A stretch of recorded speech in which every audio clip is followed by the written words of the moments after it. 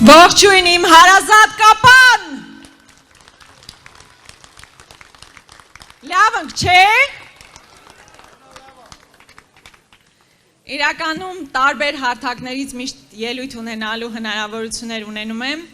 բայց կարծում եմ ամենապատասխանատու ելույթը հավանաբար իմ համաքաղաքացիների առաջ ունեցած խոսքն է։ Եվ գիտեք, վերջին անգամ, երբ այստեղ էինք 5 տարի առաջ էր, Հայաստան դաշինքը իր կազմով այստեղ էր և 5 տարվա ընթացքում իջև ասեմ, թե ինչ ենք արել և հիմա ոնց ենք պատկերացնում, ես ուզում եմ ասել, որպես կապանցի փորձել եմ անել ամեն բան, որպեսզի կապանցու խնդիրները բարձրաձայնված լինեն, որպեսզի այն անվտանգային մարտահրավերները, որի առաջ մենք բոլորս կանգնած էինք, հնչեցված լինեն և ես խոնարհաբար ուզում եմ ասել, որ իսկապես փորձել եմ ամեն բան անել, վստահ եմ ձեր աչքի առջև է եղել։ Սիրելի համաքաղաքացիներ, 5 տարի առաջ մենք ասում էինք, որ եթե այն իշխանությունը, որ պատերազմ է բերել, պատերազմ է պարտվել, չի կարող ոչ խաղաղություն ապահովել, ոչ անվտանգություն ապահովել։ Եվ ցավոք մենք իրավացի ենք դա ասելով։ Եվ մենք տեսանք, որ վերընտրվելուց հետո 21 թվականից մինչև հիմա մի բան է լավ արել այս իշխանությունը, հանձնել է, եթե աշխարհում մրցույթ լիներ հանձնելու, այս իշխանությունը վստահաբար առաջին տեղը կգրավեր։ 21 թվականից հետո ամբողջությամբ հանձնել է Արցախը, հանձնել է Գորիս-Կապան ճանապարհը, մեր մինչ համայնքային Կապան ճակատային ճանապարհը։ Եվ հիմա էլ նորից մասնակցում է ընտրություններին ասելով, որ հիմա էլ գալիս է այսպես կոչված անկլավներ հանձնելու, Տիգրանաշենը հանձնելու, այն ճանապարհը, որով մենք ամեն օր գնում և գալիս ենք։ Եվ սա մենք միասին պետք է ուղղակի թույլ չտանք։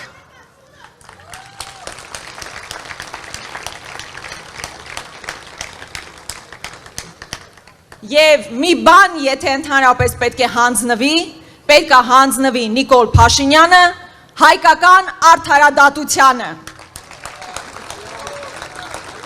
որովհետև անհնար է հազարամյակներով բնակեցված հայրենիք կորցնել, հանձնել, հազարավոր տղաների կյանքը դնել զոհասեղանին և դրա համար որևէ պատասխանատվության չենթարկվել։ Եվ մեր քաղաքական ուժը և հատկապես մեր քաղաքական ուժի առաջնորդը շատ հստակ է դիրքորոշումը հայտնում է։ Սիրելի կապանցիներ, ես գիտեք, ծնվել մեծացել եմ Կապան քաղաքում և այստեղ ապրող մարդիկ մանկուց ի վեր ներշնչվել են հերոսական կերպարներով, Գարեգին Նժդե, Դավիթ Բեկ, Պողոս Դավթյան, Արամ Մանուկյան, Առաջին հանրապետության հիմնադիր, և մենք գիտենք, թե հերոսական ճանապարհը որն է և հերոսն ովքեր են։ Հիմա մեզ բոլորիս փորձում են համոզել, որ ոչ թե հերոսություն է հող ազատագրելն ու հող պահելը, այլ հող հանձնելը։ Հիմա այդպես են, չէ, փորձում իրենց դիրքավորել, որ լավ էր, որ Արցախը հանձնվեց, լավ էր, որ այս ճանապարհները հանձնվեցին։ Մենք ասում ենք հակառակը, կապանցին պետք է մերժի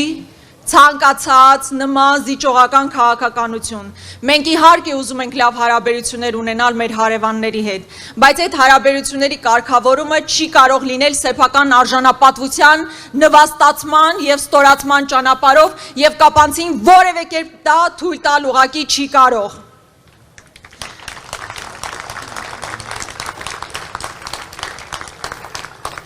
Ես վերջին ժամանակահատվածում հատկապես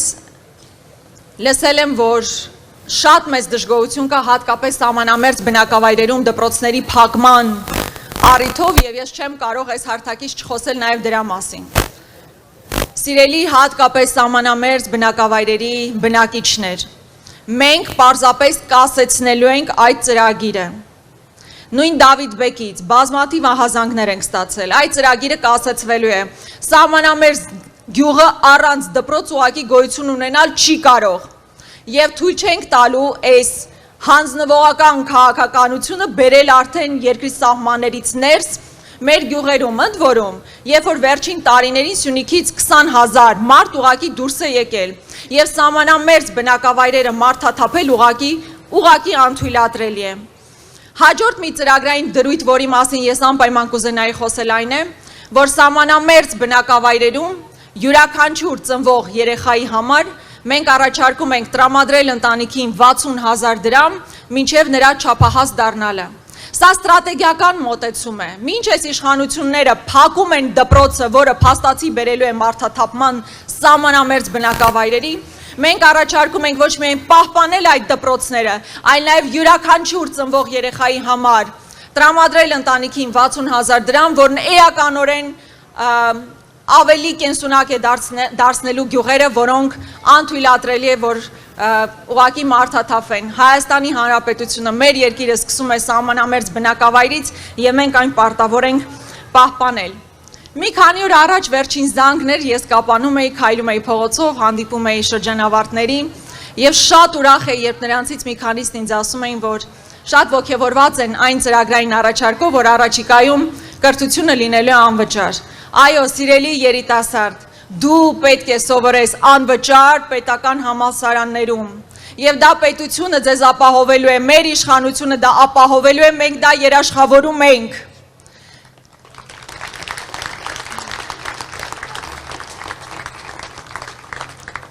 Մինչև մեր հավաքը սկսելու, գիտեք, վերջին, ուզում եմ շատ անկեղծ զրույց ունենալ ձեզ հետ։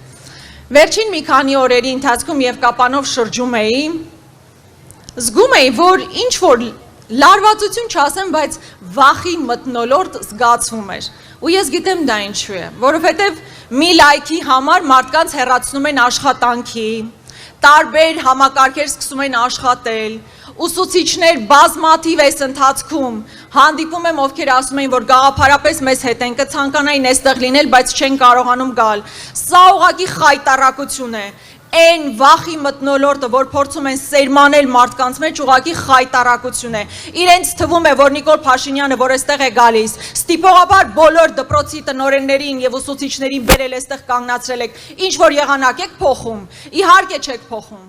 Ուսուցիչը երեխա է կրթում եւ նա գիտի, որ Աստված մի արած է այս իշխանությունները, եթե պահպանվեն, ապա դասագրքերում ամոթալի իրողություններ են արձանագրվելու։ Ընդհուպ մինչեւ որ Արցախի հերոսամարտը համարելու են սովորական ճակատագրական սխալ։ Ես այն սերունդն եմ, որ արժևորում եմ իմ նախորդ սերնդի արած հերոսական քայլերը եւ բոլորս պետք է արժևորենք։ Եվ ուսուցիչը, այո, ոչ թե պետք է իրեն ստիպել այստեղ գալ հանձնվողականության մասին դասեր լսել, այլ պետք է պայքարի, որպեսզի իր աշակերտը հերոսական ուղու մասին իմանա, հերոսական պայքարի մասին իմանա, իրական հերոսների մասին իմանա եւ ոչ թե դավաճանների եւ հող հանձնողների։ Սիրելի կապանցիներ, կարծում եմ դեռ առիթներ կլինի նաեւ այս ընթացքում շատ շփվելու։ Սյունիքը մեր Հայաստանի ողնաշարն է։ Ես ուզում ենք մենք միասին ամուր պահենք այդ ողնաշարը, որովհետև իսկապես բազմաթիվ վտանգներ եւ մարտահրավերներ կան, որ հիմա մեր առջև կանգնած են։ Բոլոր աշխարհաքաղաքական կենտրոնները աչք ունեն այս կամ այն հատվածի վրա։ Եկեք մենք միասնաբար ասենք, որ թույլ չենք տալու, որ Սյունիքը որպես մեր ողնաշար ջարդվի։ Մենք ամուր պահելու ենք Սյունիքը, ամուր պահելու ենք Կապանը, ու ոչ թե խոսելու ենք նրա մասին, որ դեռ Հայաստանում կան տարածքներ, որ պետք է հանձնվեն, այլ ասում ենք, որ մեր սուվերեն տարածքները պետք է ազատագրենք։ Եվ ես վստահ եմ, որ մենք միասնաբար դա կարող ենք անել։ Միասին եւ հետեւաբար ես ուզում եմ բոլորին հորդորել, խնդրել, անպայմանորեն մասնակցել ընտրություններին, ոչ միայն մարդիկ, ովքեր այստեղ կանգնած են, վստահ եմ դուք գնալու եք ընտրություններին, այլ մարդիկ, ովքեր տարբեր տեղերից հիմա մեզ լսում են, բայց այստեղ չեն։ Պարտադիր մասնակցեք ընտրություններին, եթե չեք ուզում, որ մեր եկեղեցին քանդվի։ Պարտադիր մասնակցեք ընտրությունների, եթե չեք ուզում Ալիևի պատվերով սահմանադրություն փոխվի։ Պարտադիր մասնակցեք ընտրություններին, եթե չեք ուզում նոր տարածքներ հանձնվեն, ինչի անոնսը արդեն արվել է։ Պարտադիր մասնակցեք ընտրություններին, որպեսզի մեր խորհրդանիշների դեմ պայքար չմղվի, որպեսզի ադրբեջանցիները Հայաստանում չբնակեցվեն եւ չզգան իրենց այնպես, ինչպես երազում է այսօրվա իշխանությունը։ Սա մեր բոլորի պարտքն է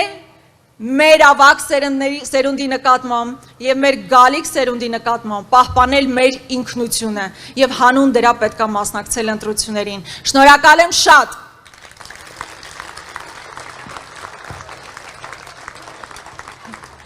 Հիմա ես ուզում եմ խոսքը փոխանցել իմ մի գործընկերոջ, ով ես դեռ փոքր տարիքից լսել եմ նրա հաղորդումները, թե ինչի մասին է խոսում, ինձ հետ հավասար, պարոն Գեգամ Մանուկյանը, ներքին հանդում, ինձ թվում է ինձանից շատ մեկ էլ պարոն Մանուկյանն է ներքին հանդի ու անվտանգային խնդիրների մասին խոսել, խնդրում եմ դիմավորեք, Գեգամ Մանուկյան։